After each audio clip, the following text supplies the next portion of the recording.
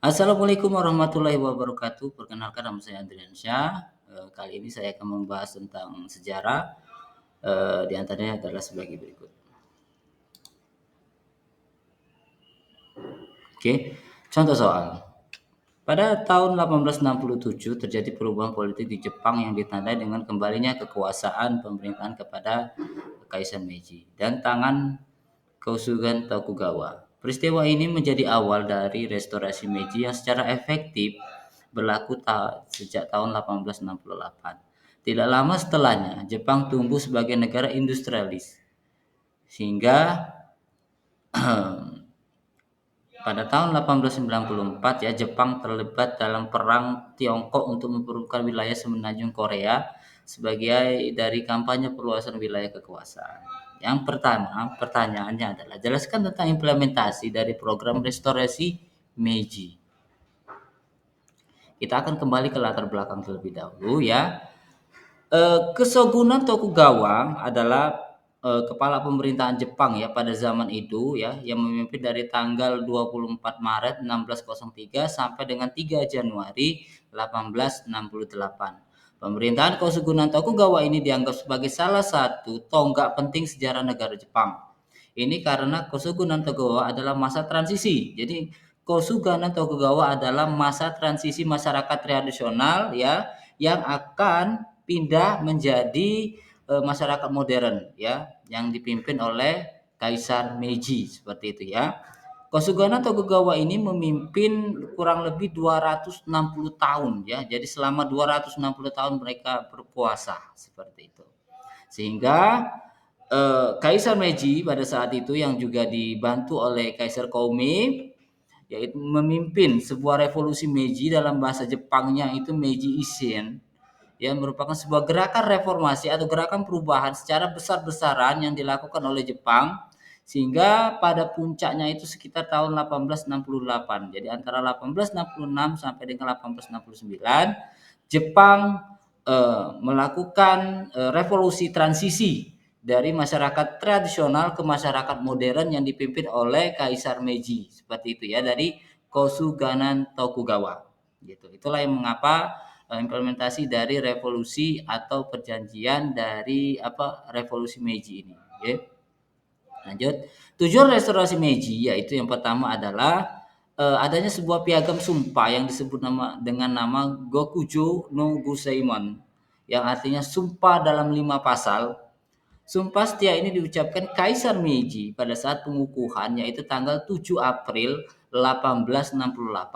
Sumpah ini menyatakan janji membawa Jepang ke era modern, dari masa tradisional ke era modern.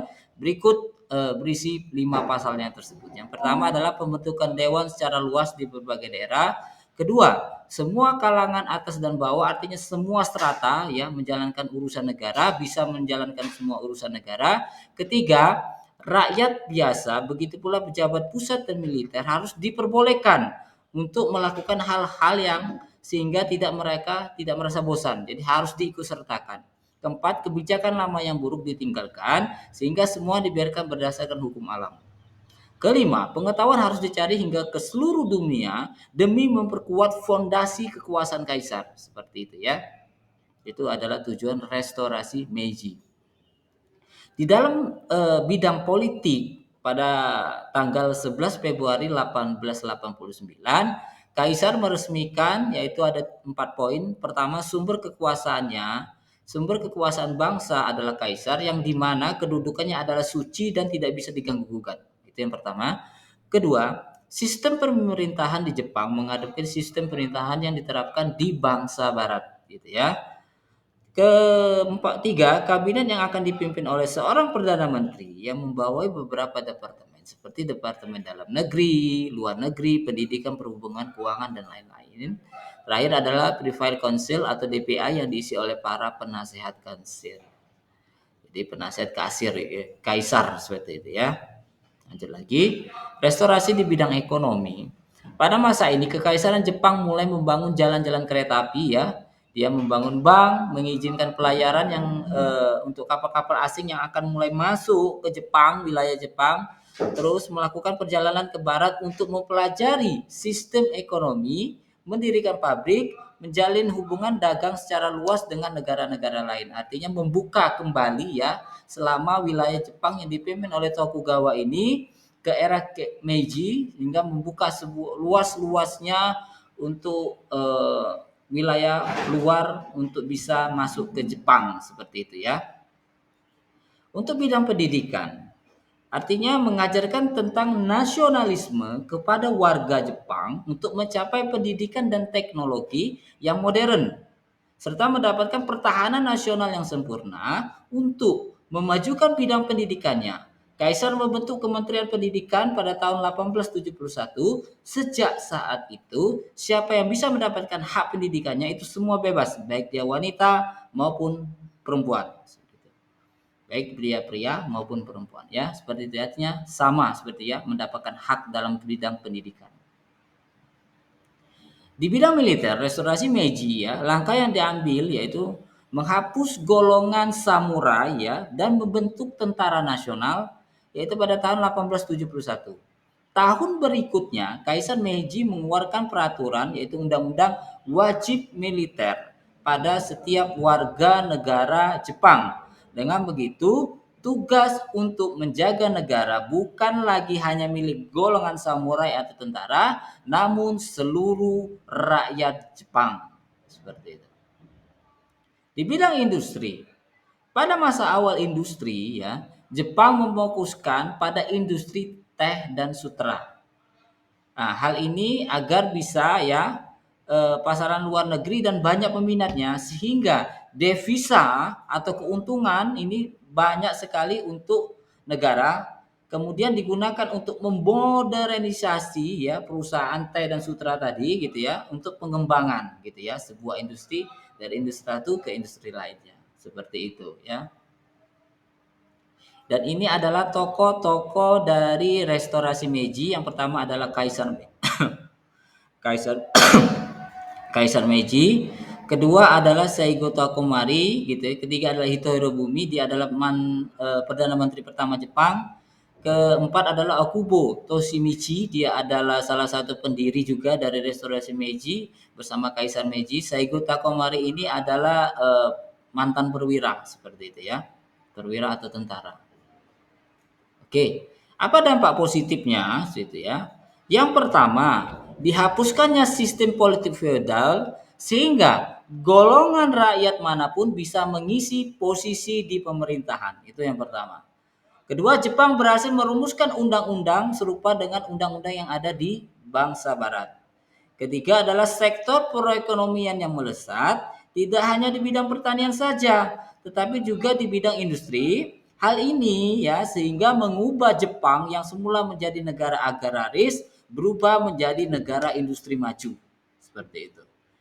Keempat, bidang komunikasi pun mengalami perkembangan di mana jaringan telegraf gitu ya, yang telegraf sekarang ini eh, yang untuk komunikasi gitu hanya antar kota sekarang bisa ke semua daerah seperti itu. Jadi terkoneksi antar wilayah. Kemudian Jepang menjadi negara yang maju di kawasan Asia bahkan di dunia pada abad ke-20 hingga saat ini. Betul sekali ya. Tak hanya maju secara ekonomi, secara militer juga menjadi yang terkuat dan teknologi Jepang menjadi yang paling modern saat ini. Ini adalah salah satu negara terkuat di Asia ya. Apa dampak negatifnya dari restorasi Meiji?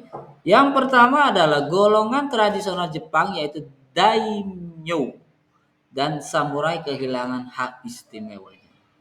Kemudian Jepang muncul sebagai negara yang ingin menguasai negara lain ya, ini ya disebut dengan istilah imperialis pada Perang Dunia Kedua.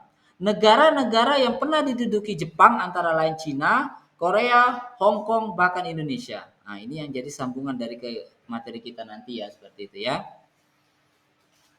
Terus, uraikan keterkaitan antara restorasi Meiji dengan kampanye perluasan wilayah kekuatan yang dilakukan oleh Jepang pada akhir abad ke-19. Ini adalah yang pertama, alasan yang menjadi awal dari imperialis Jepang ini yaitu untuk membutuhkan sumber daya alam. Mengapa? Karena dia adalah negara yang maju dengan industri yang sangat baik, industri yang sangat maju. teknologi yang sudah maju sehingga dia kekurangan sumber daya alam. Maka menimbulkanlah negara imperialisme dengan cara memperluas wilayah kekuasaan lain untuk dasarnya adalah sebagai memperluas atau mendapatkan sumber daya alam. Ya, karena bidang industri sangat erat dengan sumber daya alam seperti bahan mentah, bahan setengah jadi untuk diolah menjadi bahan-bahan industri ya. Restorasi Meiji memunculkan semboyan Hakuichu yang mendorong ambisi imperialisme Jepang ya. Hakuichu juga dapat diartikan sebagai menyatukan 8 penjuru dunia, digunakan kekaisaran Jepang untuk menguasai negara lain. Salah satunya adalah negara kita, negara Indonesia.